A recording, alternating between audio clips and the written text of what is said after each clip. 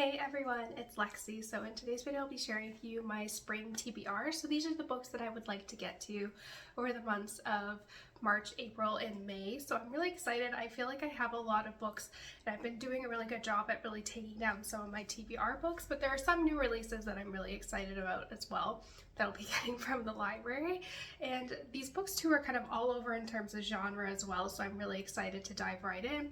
But I felt like this past winter was very fantasy, big book heavy, and I feel like I need a little bit of a break from this. So these are books that are maybe a little bit smaller, but I still think they will be really enjoyable. So without further ado, let's get started. So first up, I have Funny Story by Emily Henry. This is her newest book that comes out at the end of April, and I have this kind of on pre-order from the library, so we're on hold at the library, so hopefully I'll be getting to it in April when it comes out. So we'll see where I fall within the hold queue, but I'm really excited. I really have been like hit or miss with some of her books, but I really loved, what is the book called? Happy Place. I really loved that. I read that last spring and I really enjoyed it, so we'll see where I fall with this one.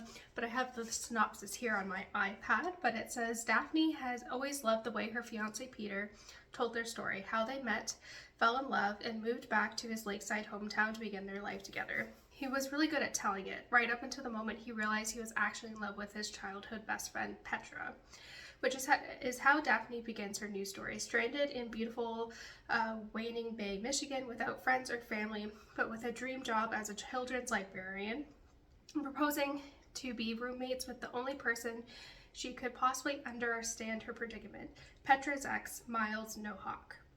Scruffy and chaotic, Miles is exactly the opposite of practical, buttoned-up Daphne, whose co-workers know so little about her that they have running a bet that she's either FBI or in witness protection. The roommates mainly avoid one another until one day, while drowning their sorrows, they form a tenuous friendship and a plan. If said plan also involves posting deliberately misleading photos of their summer adventure together, well, who can blame them?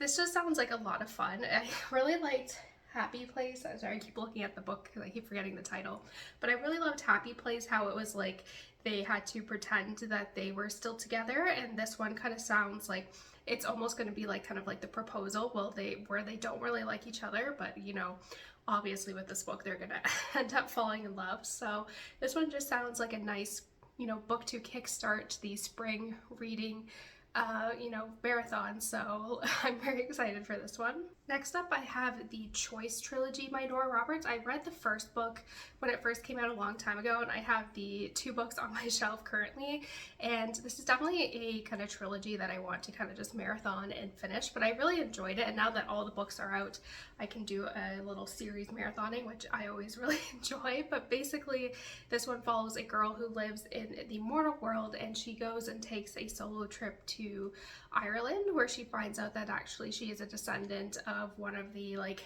fae type people that live in this area in like a secret, you know, dual world, and she finds out that she can be one of the people that can help, you know, restore peace and try to right the wrongs that have happened since her father has passed away. So it kind of goes off from there.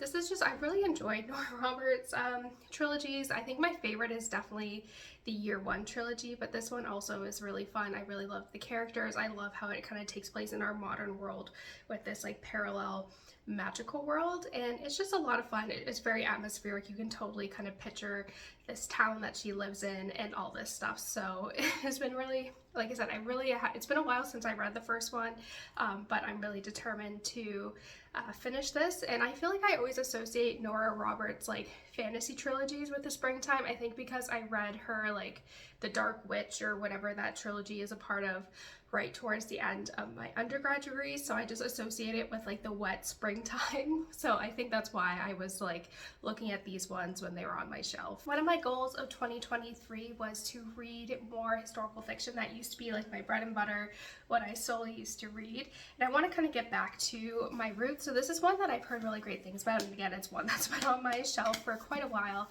and it is Great Circle by Maggie Shipstead. And like I said, I've heard really great things about this, and it obviously is a Booker Prize finalist, so well regarded as well. But I believe this is like a kind of a dual storyline where it says, after being rescued from a sinking ocean liner in 1914, Marina and Janie Graves are raised by their dissolute uncle in Montana. Thereafter encountering a pair of barnstorming pilots passing through in beaten-up biplanes, Marina commences a lifelong love affair with flight. At 14, she drops out of school and finds an unsuspected patron in a wealthy bootlegger, an arrangement that will haunt her for the rest of her life, even as it allows her to fulfill her destiny, circumnavigating the globe by flying over the North and South Poles. A century later, movie star Hadley Baxter is cast to play Marianne in a film centered on her disappearance in Antarctica. Scandal-plagued and trapped in her role as a Hollywood wild child, Hadley is eager to redefine herself after getting fired from a romantic film franchise. Her immersion into the character of Marianne unfolds alongside Marianne's own story as the two women's destinies and their hunger for self-determination in vastly different places and times collide. Like I said, I've really heard great things, and I really like kind of the interweaving of the past and present storyline and how these two women's stories can, you know, become intertwined despite being separated by a century.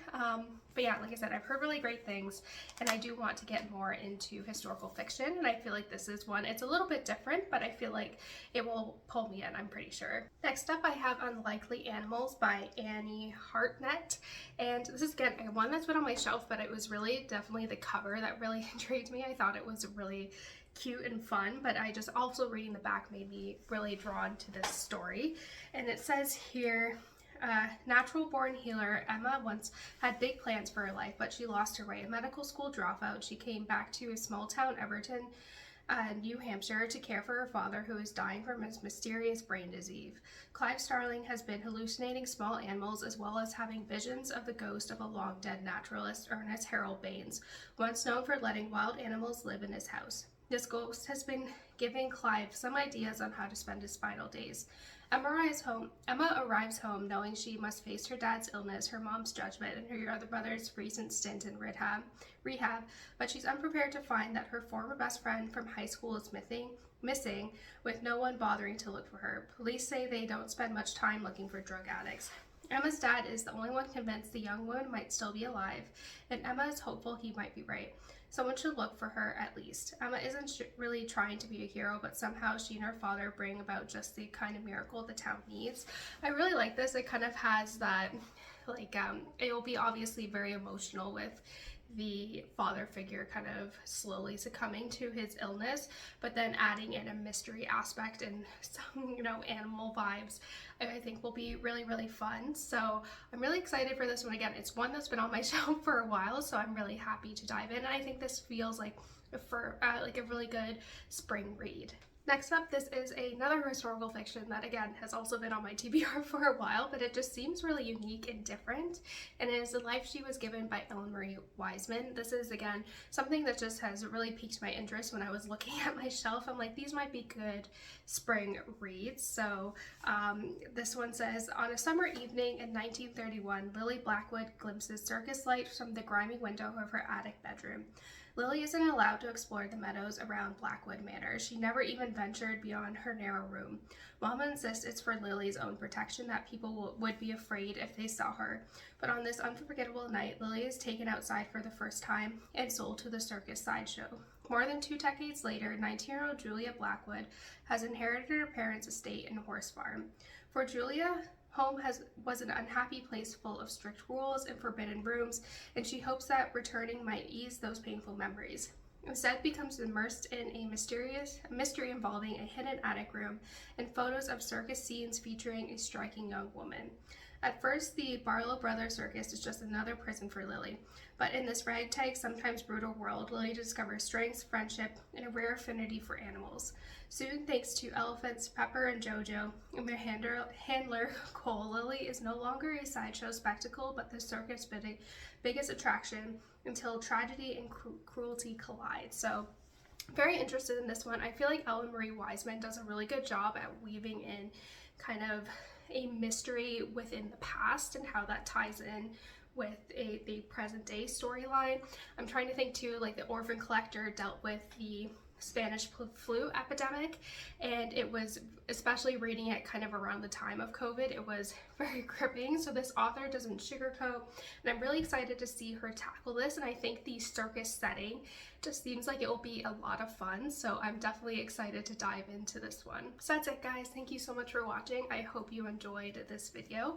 Let me know in the comments below what books you're excited to read this spring and all of that fun stuff. So yeah, thank you guys so much for watching. Don't forget to give this video a thumbs up, and I'll see you guys next time. Bye, guys.